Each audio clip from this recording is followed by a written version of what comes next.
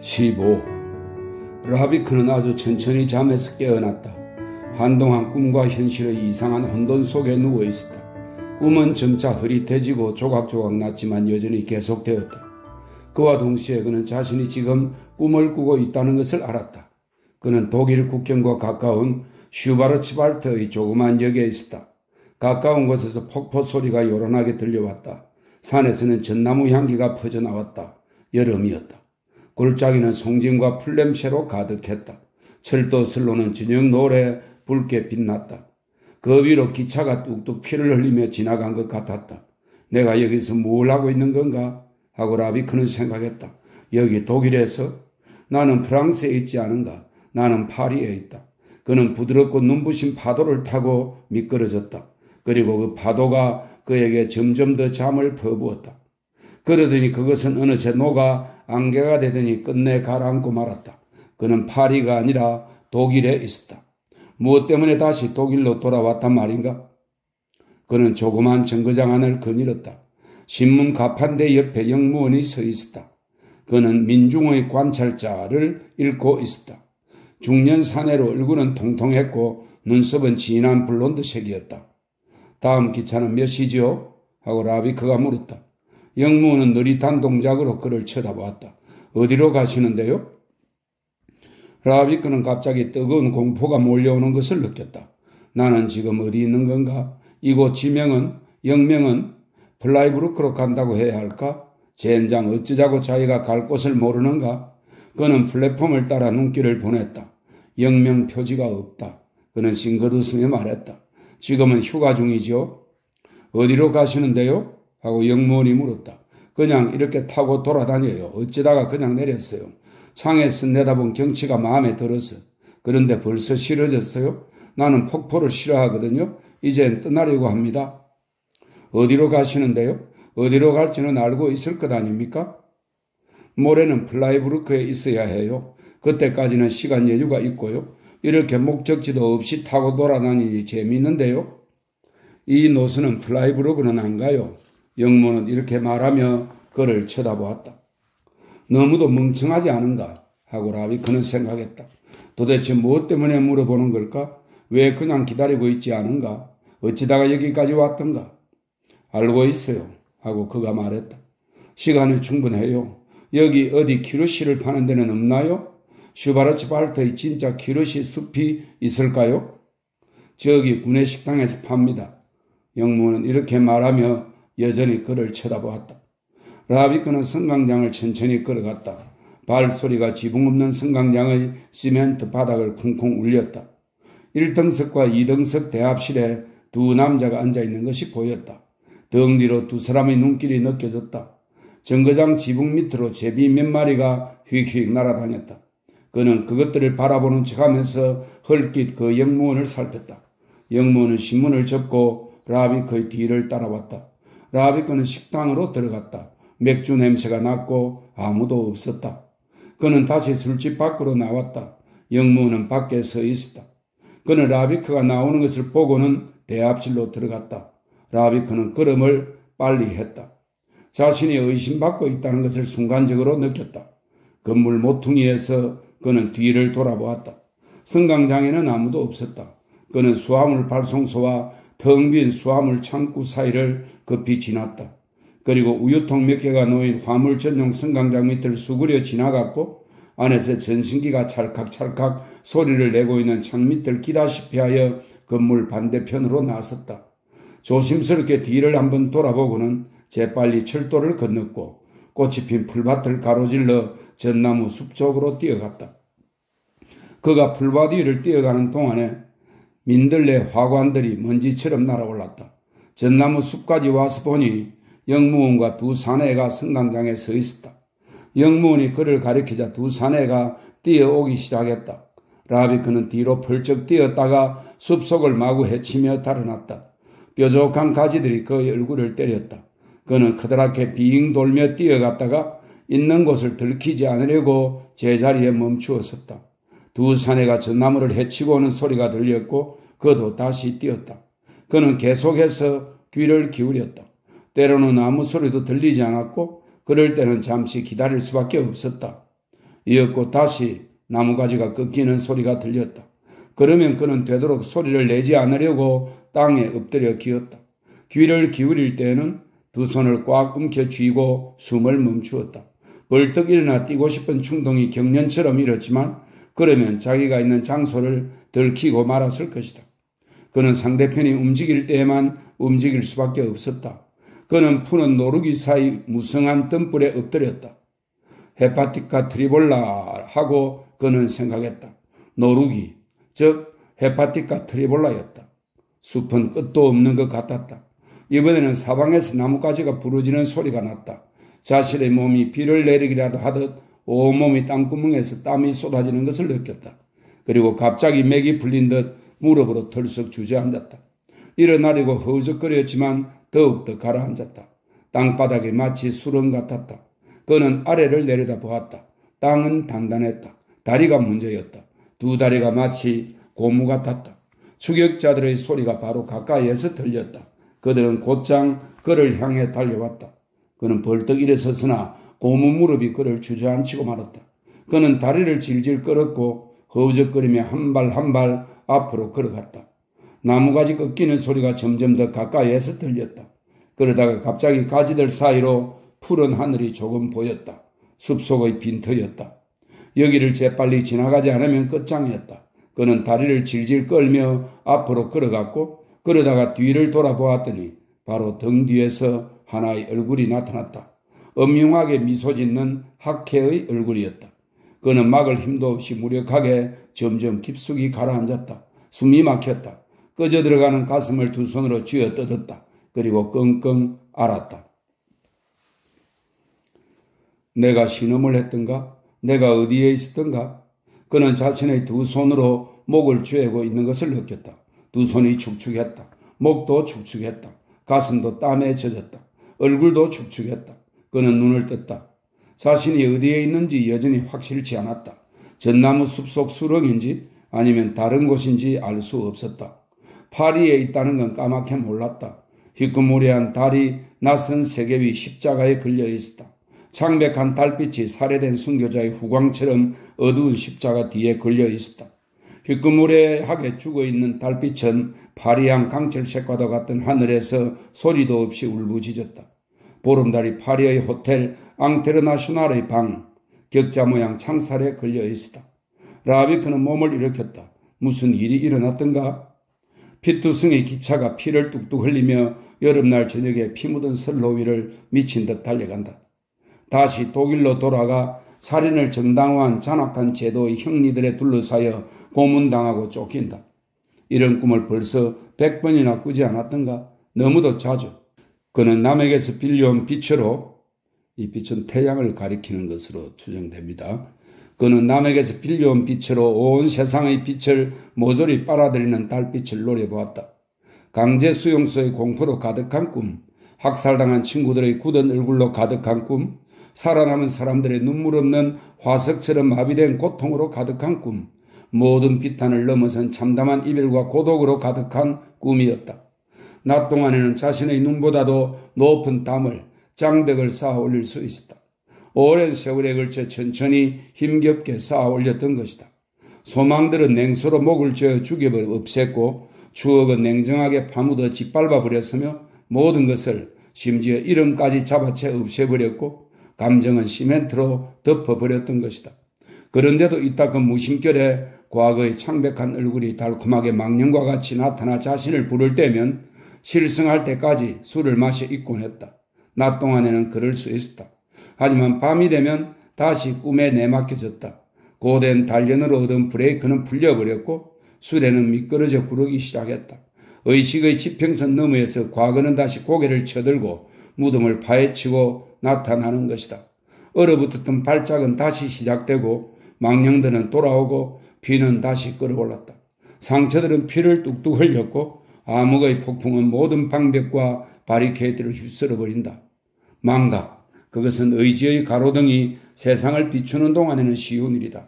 하지만 가로등이 꺼지고 벌레들의 시끄러운 소리가 들리고 파괴된 세계가 가라앉았던 비네타처럼 밀물과 함께 다시 살아나면 사정은 달라졌다.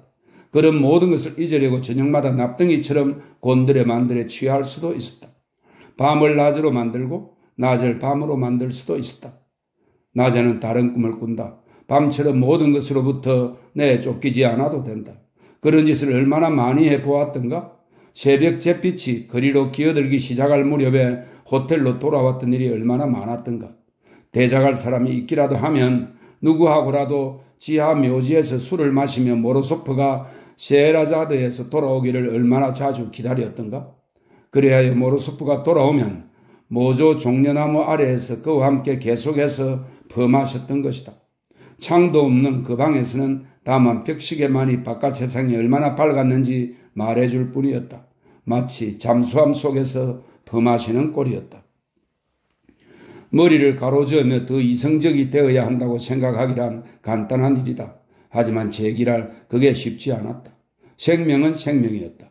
아무 가치도 없는 것 같지만 그러면서도 그 모든 것이었다. 내던져 버릴 수도 있었고 그건 간단한 일이었다. 하지만 그렇다면 복수까지 함께 내던지는 꼴이 되지 않았을까? 조롱당하고 남들이 뱉는 침을 뒤집어 쓰고 날이면 날마다 멸시당하면서도 그 어떤 인간성이라든지 인류의 같은 것에 대한 믿음마저 내던져 버리는 꼴이 되지는 않았을까? 허무한 생명이지만 비어있는 탄창처럼 내던질 수는 없다. 때가 오면 필요하게 되면 다시 싸우기 위해 여전히 필요한 것이었다. 사적인 이유에서 그런 것은 아니다. 복수 때문에 그런 것은 더더욱 아니다. 뼈에 사무치는 복수라고 해도 말이다. 이기주의 때문에 또는 이타주의 때문에 그런 것도 아니다. 그 이타주의가 이 세상을 수레바퀴 한번 도는 만큼 피와 잿더미에서 건져내는데 아무리 중요하다 할지라도 말이다. 결론적으로 말해 우리가 생명을 내던지지 않는 것은 결국 인간은 싸우고 또 싸우며 숨을 쉬는 한 싸울 기회를 기다린다는 바로 그 이유 때문이다. 그러나 기다림은 마음을 좀먹는 것이며 절망적인 것일 수도 있다. 게다가 막상 그때가 온다고 해도 벌써 지나치게 문드러지고 좀먹고 각자의 방에서 기다리다 지쳐 이제 함께 행진할 수 없는 지경이 되어버릴지도 모른다는 비밀스러운 공포가 생길 수도 있다. 그 때문에 신경을 갉아먹는 모든 것을 망각 속으로 짓밟아 넣어버리지 않았던가? 냉소와 반으로 심지어는 모든 감상을 거부하며 냉혹하게 다른 사람 속으로 타인의 자아 속으로 힘껏 달아나곤 했던 것도 그러한 공포에서 벗어나기 위해서가 아니었던가? 그렇게 도망치지 않았더라면 잠을 내 던져지고 망령들에게 사로잡히는 잔인한 무기력 상태가 거듭해서 다시 나타났을 것 아닌가? 다른 창문 격자 밑으로 보란듯이 기어들어왔다. 이젠 십자가에 못 박힌 순교자 뒤를 비추는 후광이 아니었다. 다른 사람들의 방안과 침대를 몰래 들여다보는 번지르르하고 음탕한 변태 성욕자였다. 라비크는 이제 완전히 깨어났다. 비교적 해롭지 않은 그런 꿈이었다. 더 심한 흉몽을 꾼 적도 종종 있었다. 곰곰이 생각해보니 꿈을 꾼 것도 오랜만이었다. 혼자 자지 않게 된 후부터는 거의 꿈을 꾸지 않았던 것이다. 그는 침대 곁을 더듬었다. 술병이 없었다. 병은 얼마 전부터 거기 있지 않고 방구석 탁자 위에 있었다. 잠시 망설였다. 꼭 마시고 싶지는 않았다. 그는 일어나서 맨발로 탁자 쪽으로 걸어갔다. 잔을 찾았고 병마개를 빼고 술을 들이켰다. 이전에 마시다가 남겨둔 오래 묵은 칼바도스였다. 그는 잔을 창쪽으로 치켜들고 비추어 보았다. 달빛은 잔을 오팔색으로 만들었다. 브랜디는 빛 속에 두면 안 돼 하고 그는 생각했다.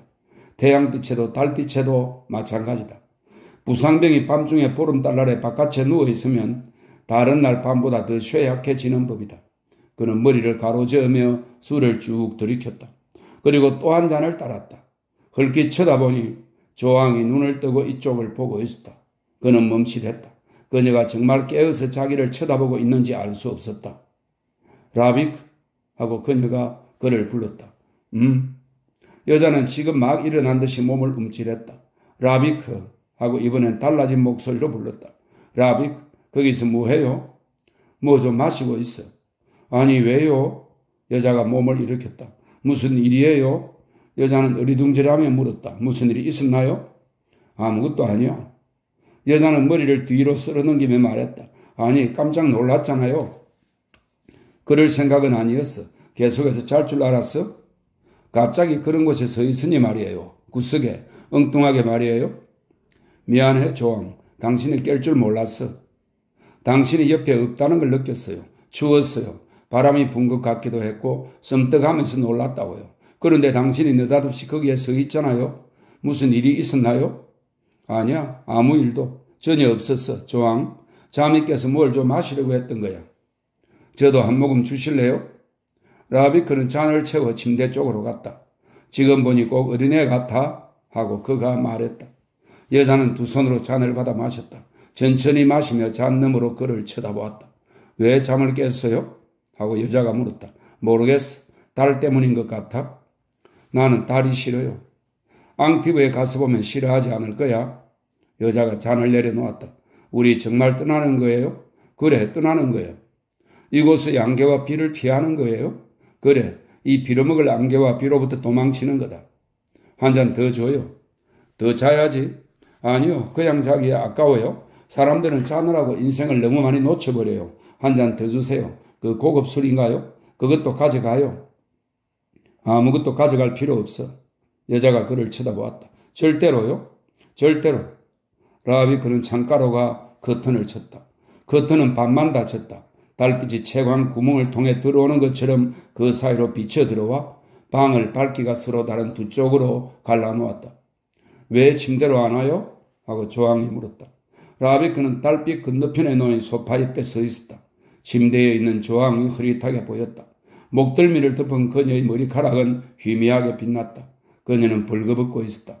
그녀와 그 사이로 어두운 골짜기에서 마주보고 있는 것 같은 두 사람 사이로 차가운 달빛이 어딘가를 향해 흘러가는 것이 아니라 다만 자신 속으로 흘러왔다. 공기도 없는 칠흑의 에테르를 뚫고 무한한 길을 지나 잠의 따스한 냄새로 가득한 네모진 방으로 흘러 들어온 것이다.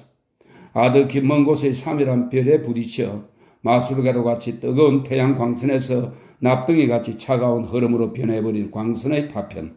그것은 흐르고 또 흘렀다. 그대로 조용히 머무르면서도 결코 방 안을 채우지는 않았다.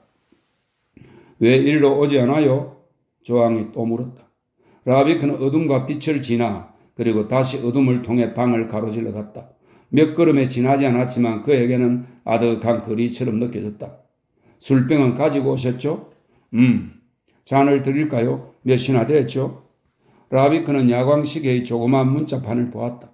5쯤 된 것 같아? 5시요? 3시면 어때요? 7시면 또 어떻고? 밤엔 시간이 그대로 멈춰 있는 것 같아요? 시계만 움직이는 거죠?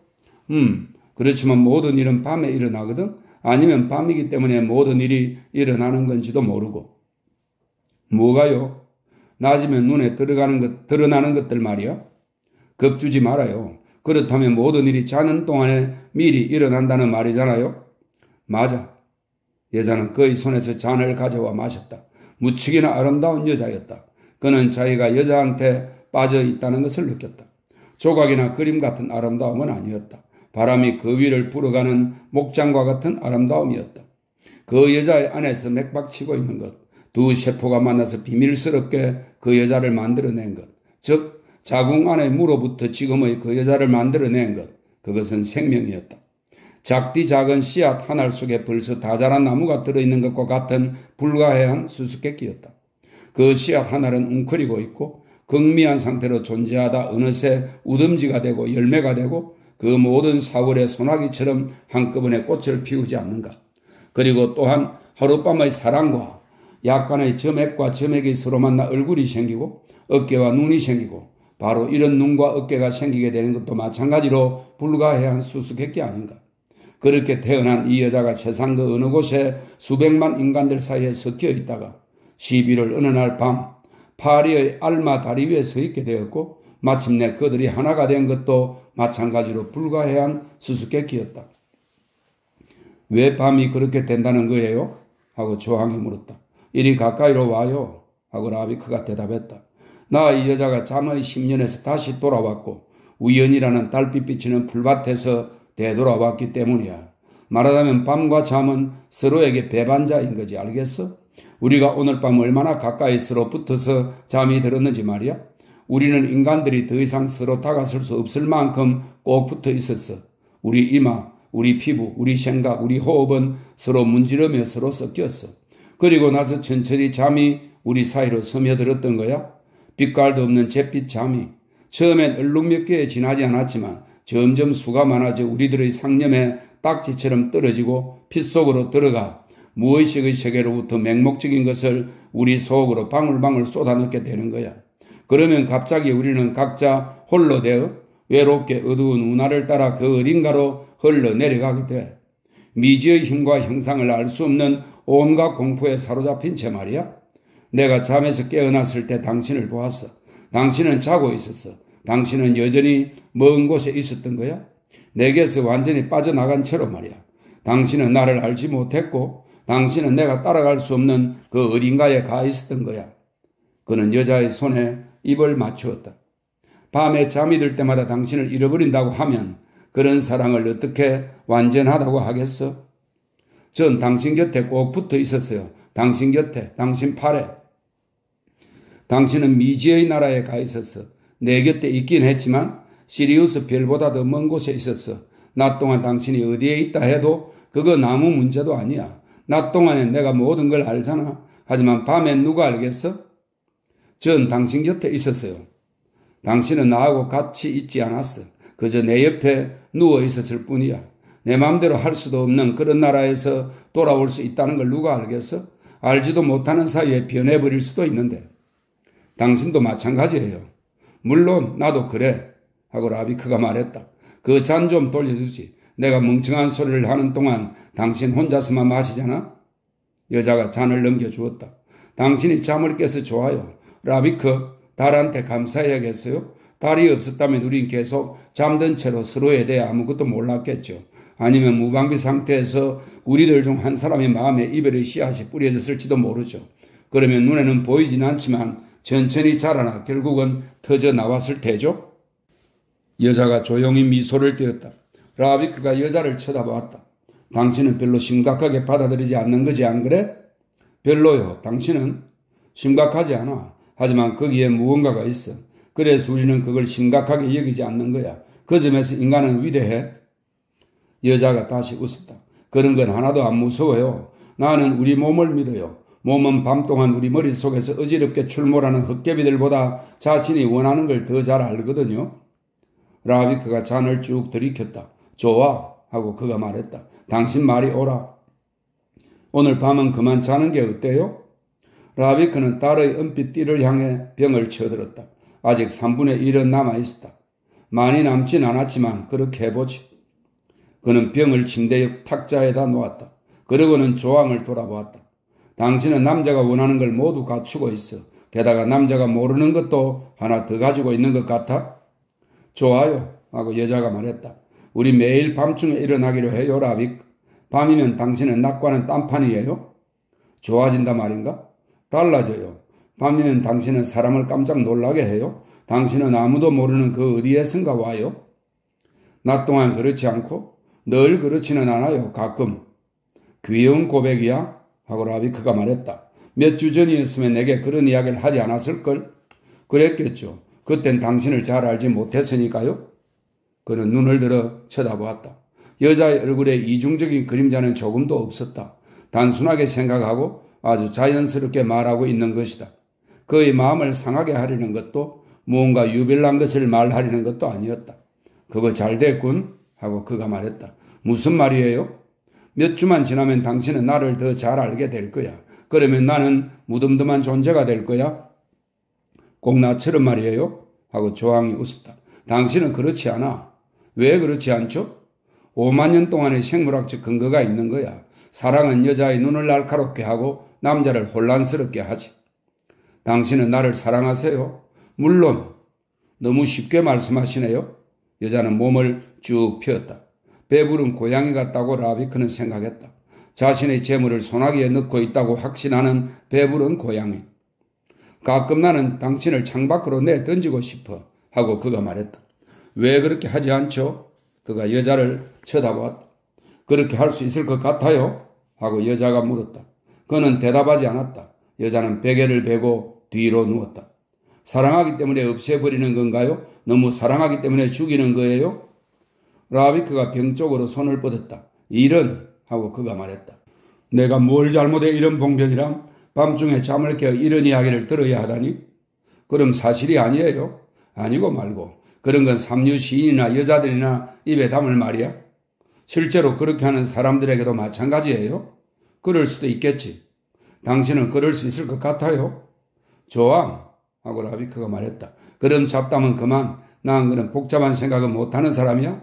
지금까지도 너무 많은 사람을 죽였어. 아마추어로서도 그랬고 전문가로서도 그랬어. 병정으로서 의사로서도 그랬어. 그 때문에 생명에 대해 경멸과 무관심과 존경심을 품게 된 거야. 죽인다고 해서 일이 끝나는 건 아니야. 여러 차례 살인을 한 사람은 사랑 때문에 사람을 죽이지는 않아. 살인하지 않음으로써 죽음을 가소롭게 보고 보잘것없게 만드는 거라고. 하지만 죽음이란 보잘것없는 것도 아니고 가소로운 것도 아니야. 죽음은 여자하고는 아무 상관도 없어. 남자들 사이의 문제지. 그는 잠시 침묵했다. 우리가 도대체 무슨 말을 하는 거야? 그렇게 말하고 그는 여자 위로 몸을 구부렸다. 당신은 나의 뿌리 없는 행복 아닌가? 나의 구름 속 행복, 탐조등 같은 행복 아닌가? 자, 키스나 해줘. 생명이 오늘처럼 소중했던 적은 결코 없었어. 생명이 조금도 가치 없는 오늘날이긴 해도. 16. 빛. 언제나 빛은 새로웠다. 햇빛은 바다의 짙은 청색과 하늘의 연푸른 색 사이로 하얀 거품처럼 수평선 저편에서 날아 들어왔다. 숨 쉬지 않으면서 동시에 깊게 숨을 쉬고 빛남과 동시에 반사하면서 이렇게 밝고 이렇게 번쩍이는 단순한 태고의 행복으로 그 어디에도 매이지 않고 떠돌다 날아 들어왔던 것이다. 이 여자의 머리 뒤쪽이 환히 빛나는구나 하고 라비크는 생각했다. 색채 없는 후광, 전망도 없는 더 넓은 공간, 빛은 어깨 저너머로 아득히 흘러간다. 가나안의 우유이고 광선으로 짠 비단이 아닌가. 이런 햇빛 속에서는 누구도 벌거벗지 못한다. 살갗은 햇빛을 반사한다. 저 바다의 바위들처럼 빛의 거품, 투명한 혼란, 밝디 밝은 안개로 짠 엷디 엷은 옷. 여기 온 지 며칠 됐어요? 하고 조왕이 물었다. 8일째야. 8년은 된 것 같아요. 안 그래요? 아니. 하고 라비크가 대답했다. 8시간밖에 안 돼. 8시간과 3000년.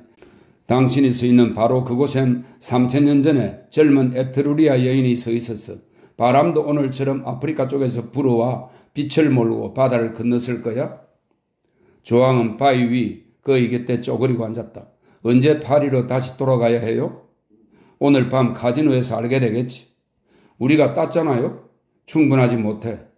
노름을 늘 했던 것처럼 잘하시던데요. 아마 그랬던 모양이죠. 당신이란 사람을 잘 모르겠어요.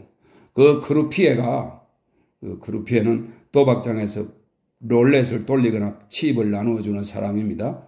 그 크루피에가 당신한테 돈 많은 군수품 공장 사장이나 되는 것처럼 인사를 하던데 어떻게 된 일이에요? 나를 군수품 공장 사장으로 착각한 거지? 그렇지 않아요. 당신도 그 사람을 알아보던데요. 그렇게 아는 체 하는 게 더 공손한 거야. 지난번에 온 게 언제죠? 기억이 안 나. 언젠가 오래전에 한번 왔었어. 당신은 벌써 갈색으로 탔군. 늘 갈색이면 좋겠어. 그럼 저는 늘 여기서 살아야겠네요? 살기 싫은가? 여기서만 사는 건 싫어요. 하지만 여기서 사는 것처럼 늘 살고 싶어요. 여자는 머리를 어깨 뒤로 젖히며 말했다. 당신은 이러는 제가 아주 가볍다고 생각하겠죠. 안 그래요? 안 그래? 하고 라비크가 대답했다. 여자는 미소를 짓고는 그에게로 몸을 돌렸다. 제가 가볍다는 건 알아요. 하지만 맙소사 우리들이 저주받은 인생에서는 가벼운 일이 너무도 적었어요. 전쟁이나 굶주림이나 뒤집히는 일은 끔찍하게 많았지만요. 혁명이니 인플레이션이 하면서 말이에요. 하지만 약간의 안정이나 가벼움, 평화라든지 여유는 결코 없었어요. 그런데 당신은 또다시 전쟁이 일어날 거라고 말하잖아요. 정말이지 우리 부모님들이 우리보다 훨씬 더 소박하게 산 것 같아요, 라비크. 맞는 말이야. 인생은 짧고 단 한 번뿐이에요. 그런데 그게 그냥 지나가 버리잖아요. 여자는 두 손을 따뜻한 바위 위에 놓았다. 저는 하잘것없는 여자예요, 라비크. 제가 역사적인 시대에 살고 있다고 으스대고 싶지도 않아요. 그냥 행복하게 살고 싶어요. 그리고 세상 만사가 이렇게 무겁고 어렵지 않았으면 좋겠어요. 그것뿐이에요. 누가 그러지 않기를 바라겠어, 조왕? 당신도요? 물론. 저 푸른 빛하고 라비크는 생각했다. 하늘이 바다와 맞닿은 수평선의 무식에 가까운 저 푸른 빛, 그리고 바다를 지나 중천으로 올라가며 점점 더 짙어지는 저 폭풍우는 파리에 있을 때보다 여기서 더욱 푸른 두 눈으로 몰려오지 않는가. 그렇게 살 수만 있다면 좋겠어요 하고 조항이 말했다. 지금 우리는 그렇게 살고 있어. 지금 이 순간에는. 그래요. 지금 이 순간. 며칠 동안은. 하지만 우린 다시 파리로 돌아가야 해요. 아무 변화도 없는 그 나이트 클럽으로. 그 더러운 호텔 생활로 말이에요. 너무 과장했어. 당신 호텔은 더럽지 않아. 내가 있는 호텔이 좀 더럽기는 하지만 내 방은 빼고. 여자는 두 팔을 무릎에 괴었다. 바람이 여자의 머리를 스쳐 지나갔다. 모로소프의 말이 당신은 굉장한 의사래요? 당신이 그런 환경이라 안 됐어요. 그렇지 않으면 돈도 많이 벌 텐데. 더구나 의사니까요. 뒤랑 교수는 그 사람은 어떻게 알아? 가끔 세라자드에 오거든요. 급사장인 르네의 말로는 그 사람은 1만 프랑 이하로는 손가락 하나 깠다가 안 한다고 그러던데요. 르네 녀석 잘도 알고 있군. 그리고 종종 하루에 2~3건씩 수술을 한다잖아요. 근사한 저택이 있고 패커드도 한 대 있고. 이 패커드는 패커드 형제가 창립한 미국 자동차 브랜드입니다. 20세기 초반에 아주 고급 자동차라고 하네요. 패커드도 한 대 있고. 이상한 일이야 하고 라비크는 생각했다. 이 여자는 안색도 변하지 않는다. 수천 년이나 된 여자들의 멍청한 이야기를 찌끄릴 때가 다른 때보다 더욱 매혹적이니 말이다. 생식 본능을 가진 채 은행가의 이상을 설교하는 이 여자는 눈이 바다와 같은 아마존 여인처럼 보인다. 어쨌거나 이 여자의 말이 옳지 않을까? 이토록 아름다운 것은 언제나 옳은 것이 아닐까? 어떤 일을 해도 세상의 용서를 받아 마땅하지 않을까? 모터보트 한 척이 파도 거품을 일으키며 다가오는 것이 보였다. 그는 움직이지 않았다. 보트가 오는 이유를 그는 알고 있었다. 당신 친구들이 오는군 하고 그가 말했다. 왜 그러세요? 조항은 벌써 그 보트를 보고 있었다. 어째서 제 친구라고 하세요? 하고 여자가 물었다. 저 사람들은 당신 친구들이에요. 저 사람들은 저보다 당신을 먼저 알았잖아요. 10분 먼저인데 뭘. 어쨌든 먼저예요. 라비크가 웃었다. 알았어, 조항. 전 갈 필요 없어요. 아주 간단해요. 안 갈래요? 물론 안 가겠지. 라비크는 바위 위에 쭉 뻗고 누워 눈을 감았다. 태양은 이내 따뜻한 황금 담요가 되었다. 어떤 일이 벌어질지 그는 알았다. 우리가 좀 신뢰를 하는 거예요. 잠시 후에 조항이 말했다. 애인들 사이에선 신뢰란 없는 법이지? 저 두 사람은 우리 때문에 온 거예요. 우리를 데리러 왔다고요? 보트를 타고 싶지 않다면 적어도 내려가서 이야기는 해야죠. 알았어. 하고 라비크는 눈을 반쯤 떴다. 간단히 하기로 하지. 당신이 내려가서 나는 일을 해야 한다고 말해. 그리고 당신은 같이 가. 어제처럼 말이야. 일을 한다고요? 그건 이상하게 들릴 거예요. 누가 이런 데서 일을 해요? 왜 함께 타지 않아요? 저 두 사람은 당신을 아주 좋아해요. 어제도 당신이 안 왔다고 실망했는걸요? 맙소사. 라비크는 눈을 완전히 떴다. 어째서 여자들은 이렇게 멍청한 이야기를 좋아할까? 당신은 보트를 타고 싶고 나는 보트가 없고 인생은 짧고 우리는 여기 며칠밖에 있지 않아. 뭐 때문에 내가 당신에게 관대한 척 해야 돼? 안 그래도 당신은 그렇게 할 텐데 하라고 강요할 필요가 뭐 있겠어? 단지 당신 기분을 좀 더 좋게 하려고 말이야. 당신이 강요할 필요는 없어요. 나 혼자서 할 수 있어요. 하고 여자가 그를 쳐다보았다. 여자의 두 눈에서 마찬가지로 격렬한 빛이 쏟아졌다. 다만 입은 일순간 일그러졌다. 여자의 얼굴을 슬쩍 스치고 지나간 표정이었지만 라비크는 자기가 잘못 보았을 수도 있다고 믿었다. 하지만 그의 생각이 들리지 않았다는 것을 그는 알았다. 파도는 상륙용 잔교 옆 바위들을 철썩거리며 두드렸다. 물거품이 높이 솟아올랐고 바람이 번쩍거리는 파도를 흩날리게 했다. 그 순간 파도는 라비크의 피부를 오싹하게 했다. 당신이 말했던 파도예요. 하고 조항이 말했다. 당신이 파리에서 제게 들려준 이야기 속 파도 말이에요. 그 얘기를 기억해? 그럼요. 하지만 당신은 바위가 아니에요. 당신은 콘크리트 덩어리예요. 여자는 보트 착륙장 쪽으로 내려갔다. 여자의 아름다운 어깨 위로 온 하늘이 펼쳐져 있었다. 마치 여자가 하늘을 짊어지고 있는 것처럼 보였다. 여자에겐 그럴듯한 변명이 있었다. 여자는 흰 보트 안에 앉을 것이다. 머리카락을 바람에 휘날리며 내가 그 친구들하고 같이 가지 않다니 나도 멍청한 놈이야 하고 라비크는 생각했다. 하지만 나는 그런 연극을 할 인물이 못돼. 이건 옛 시절의 어리석은 오만 아니던가 돈키호테 같은 인물 아닌가. 하지만 이것을 뺀다면 우리에게 무엇이 남아있단 말인가. 달 밝은 밤에 꽃을 피우는 무화과 나무, 세네크와 소크라테스의 철학, 슈만의 바이올린 협주곡, 그리고 다른 사람보다도 손실을 더 빨리 계산하는 것. 아래쪽에서 조왕의 목소리가 들려왔다. 그리고 모터의 둔중한 발동 소리가 났다. 그는 몸을 일으켰다. 그녀는 선미에 앉아 있을 것이다.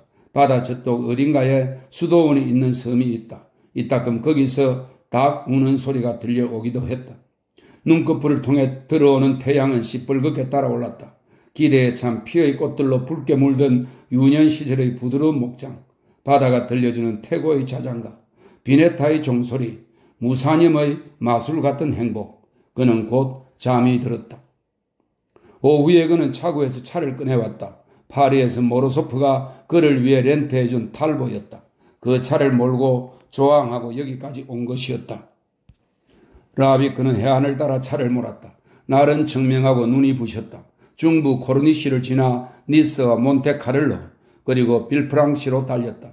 이 오랜 조그만 항구가 마음에 들어 한동안 부둣가 술집 앞에 앉아 있었다.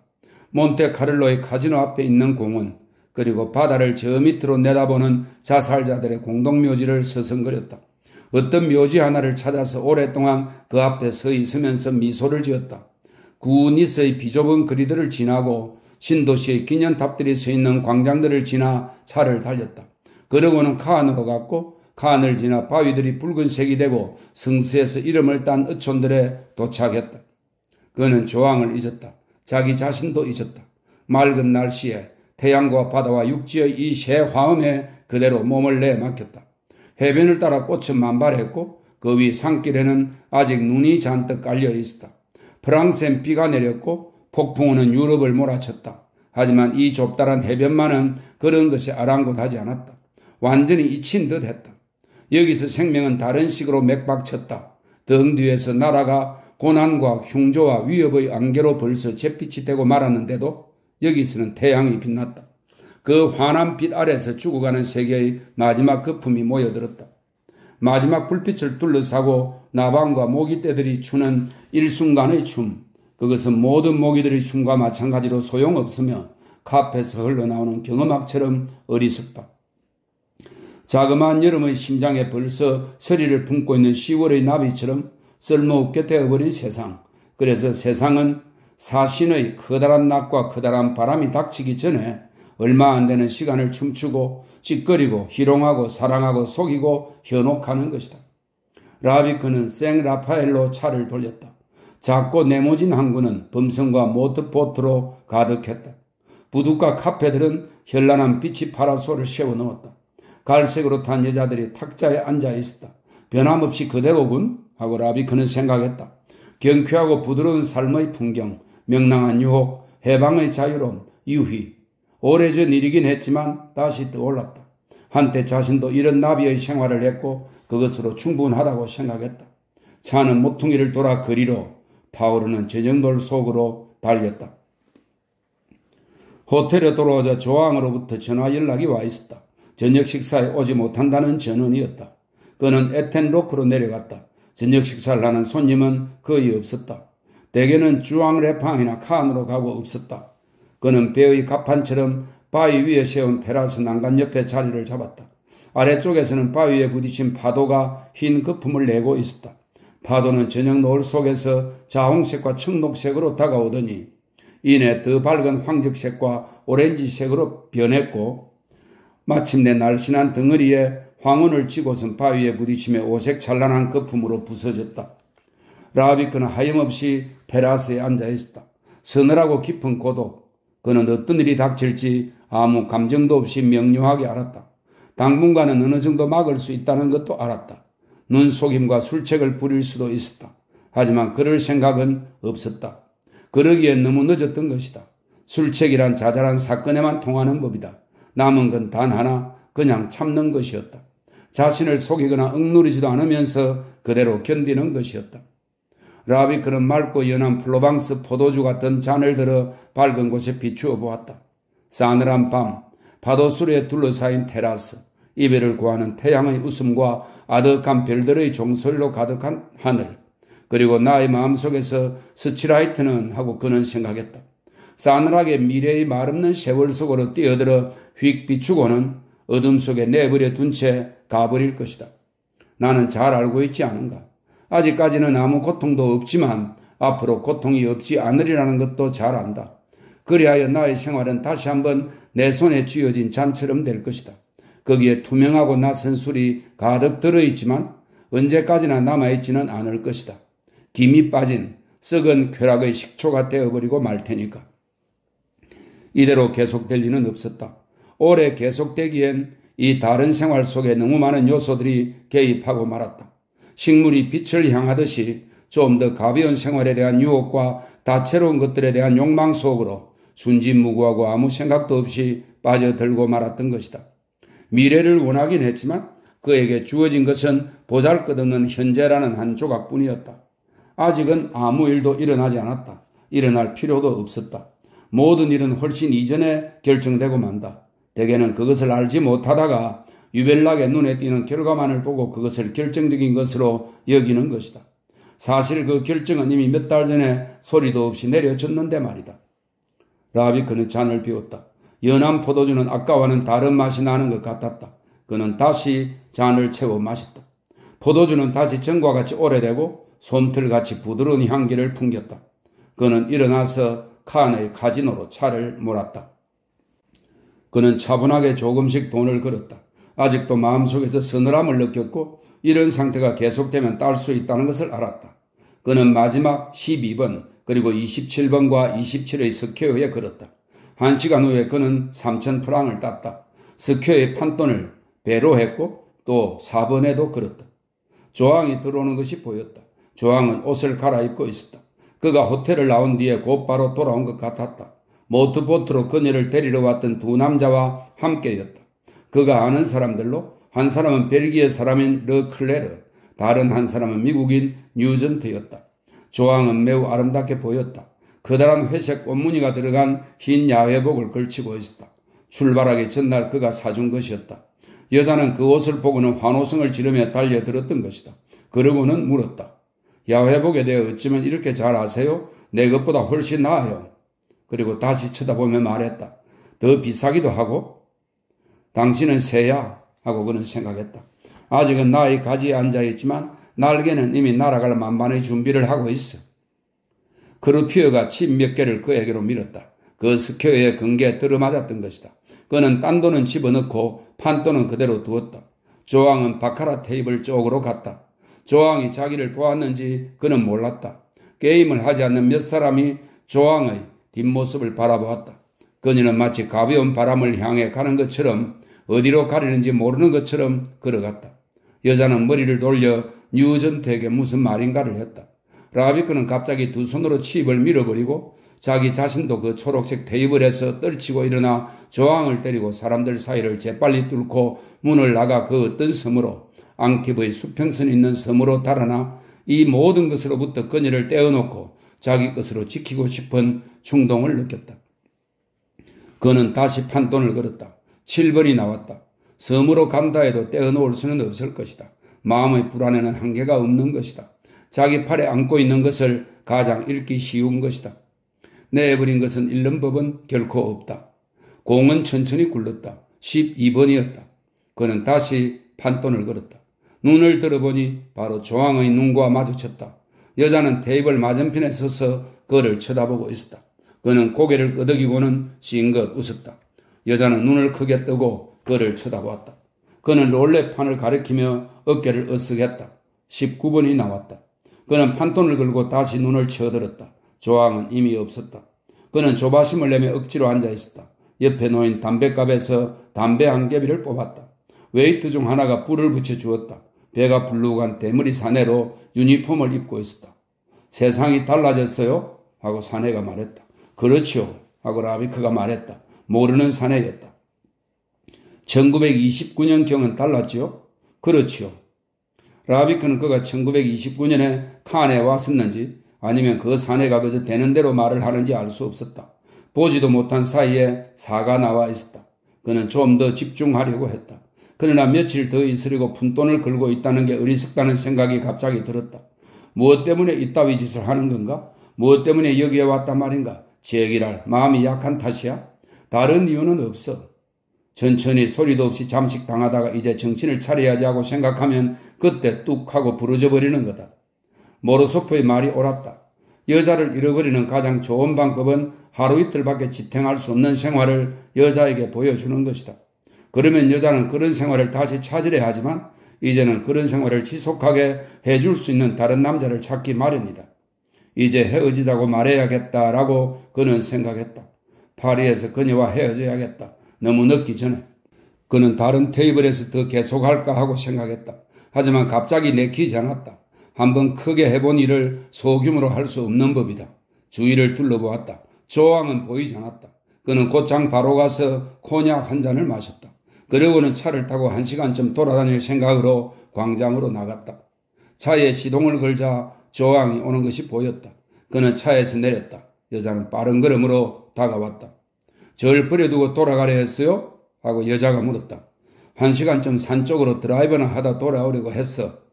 거짓말, 안 돌아올 생각이었어요. 나를 그 멍청이들과 내버려 두고 갈 생각이었죠? 조항, 하고 라비크가 말했다. 당신이 그 멍청이들과 같이 있었던 걸 내 탓이라고 몰아세울 참이군? 바로 당신 탓이에요. 난 화가 나서 보트로 갔던 거예요. 그 때문에 제가 돌아왔을 때 당신은 호텔에 안 계셨던 거죠? 당신은 그 멍청이들하고 저녁 약속을 했을 텐데? 여자는 순간 움찔했다. 제가 돌아왔을 때 당신이 없어서 그렇게 했던 거예요. 됐어, 조항, 하고 라비크가 말했다. 그 이야기는 그만두기로 해. 그래, 재미는 있었어? 아니요. 여자는 부드러운 밤의 푸른 어둠 속에서 헐떡이고 흥분하고 초조해하며 그의 앞에 서 있었다. 달빛이 여자의 머릿속까지 파고들었다. 얼굴은 창백하면서도 대담했고 입술은 새빨갛다 못해 거의 검은색이었다. 지금은 1939년 2월이다. 파리로 돌아가면 피할 수 없는 일이 시작될 것이다. 천천히 슬금슬금 사소한 거짓말과 굴욕과 말다툼이 시작될 것이다. 그런 일이 벌어지기 전에 그는 이 여자를 떠나려고 했다. 그런데도 그들은 아직 여기 함께 있는 것이다. 이제 남은 건 며칠이었다. 어디로 가시려고 했어요? 여자가 물었다. 정한 데는 없었어. 그냥 돌아다니려고 그랬어? 저도 같이 갈래요.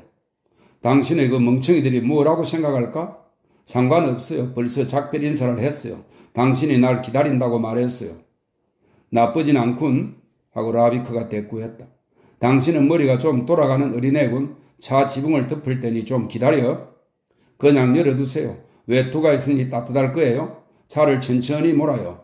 할 일도 없이 시시덕거리면서 수다만 떠는 사람들이 앉아있는 카페 앞을 전부 지나가도록 해요. 여자는 옆으로 미끄러져 들어와 그에게 키스를 했다. 리비에라로 온 건 처음이란 말이에요, 라비크, 하고 여자가 말했다. 저를 좀 불쌍하게 봐줘요. 당신과 제대로 함께 지내는 것도 처음이잖아요. 밤도 이젠 안 춥고 난 행복해요. 그는 붐비는 길을 빠져나왔고 호텔 칼튼 앞을 지나 주앙레팡 쪽으로 달렸다. 처음이에요, 하고 여자가 되풀이했다. 처음이란 말이에요, 라비크. 당신이 대답하지 않아도 난 다 알아요. 엉뚱한 생각은 말아요. 여자는 그에게 기대었고 머리를 그의 어깨 위에 얹었다. 오늘 있었던 일은 잊어요. 다시는 생각하지 말아요. 방금도 당신 운전 솜씨가 기가 막혔어요. 알아요? 그 멍청이들도 그렇게 말했어요. 어제 당신이 차를 모는 걸 보았대요. 당신은 어서서한 사람이에요. 과거가 없잖아요. 사람들은 당신에 대해 아무것도 몰라요. 저만 해도 벌써 당신 생활보다는 그 멍청이들의 생활을 100배나 더 잘 알아요. 어디서 칼바도스를 마시는 건 어때요? 오늘 밤처럼 흥분한 뒤엔 칼바도스가 필요해요.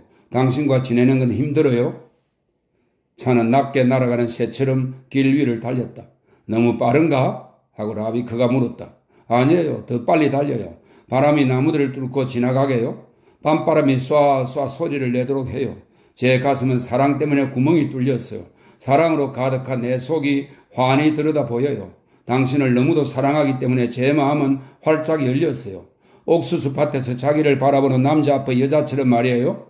제 마음은 땅에서 뒹굴고 싶어 해요. 불밭에서도요. 누운 채로 헐헐 날고 싶어요. 미친 것 같아요. 차를 모는 당신이 사랑스러워요. 파리로 절대로 돌아가지 말아요.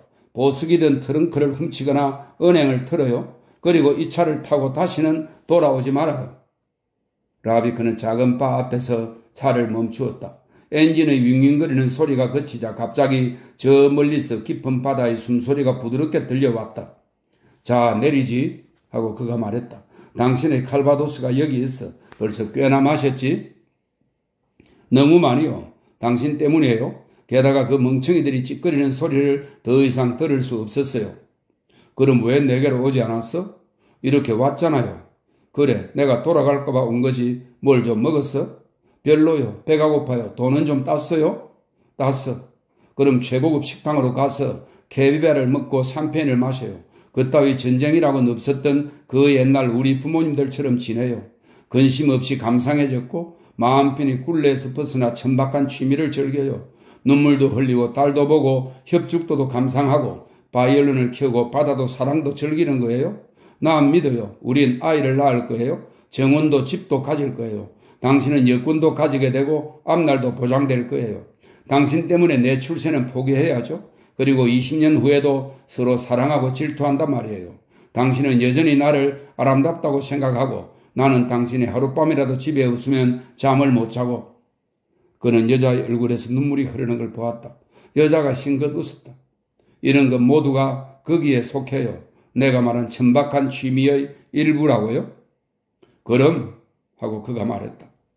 샤토 마드리드로 가자. 산속으로 가는 거야. 거기 가면 러시아인 집시들이 있고 당신이 좋아하는 건 뭐든 있어.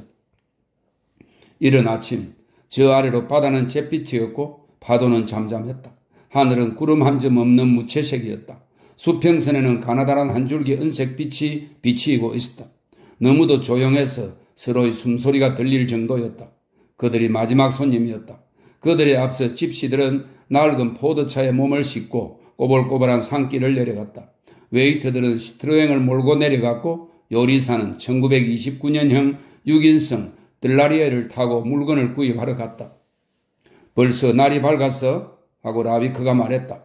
지구 반대편은 아직도 밤이야. 언젠가는 밤을 쫓아갈 수 있는 비행기가 나오겠지. 지구가 도는 것과 같은 빠르기로 나는 비행기 말이야. 그렇게 되어 당신이 새벽 4시에 나를 사랑한다면 그 순간은 영원히 4시로 남아있는 거야. 우리는 시간과 더불어 지구 주위를 돌기만 하면 돼. 그러면 시간은 움직이지 않고 멈추어 있는 거지. 조항이 그에게 몸을 기댔다. 생각만 해도 멋져요. 가슴이 설레요. 당신은 멋져요. 물론 멋지지 조항. 여자가 그를 쳐다보았다. 그런데 당신이 말하는 비행기는 어디에 있어요? 그런 비행기가 발명될 때쯤이면 우리 늙어버려요? 난 늙고 싶지 않아요. 당신은요? 늙고 싶어. 정말로요? 가능하면 빨리 늙고 싶어. 왜요? 이 지구가 어떻게 되는지 보고 싶어. 전 안 늙고 싶어요. 당신은 늙지 않을 거야. 삶은 당신 얼굴 위를 스쳐 지나가고 말 거야. 그것뿐이야. 당신 얼굴은 점점 더 아름다워질 테지. 더 이상 느끼지 못할 때 늙는 법이니까. 그렇지 않아요. 사랑하지 않게 될 때 늙는 거예요. 라비크는 대꾸하지 않았다.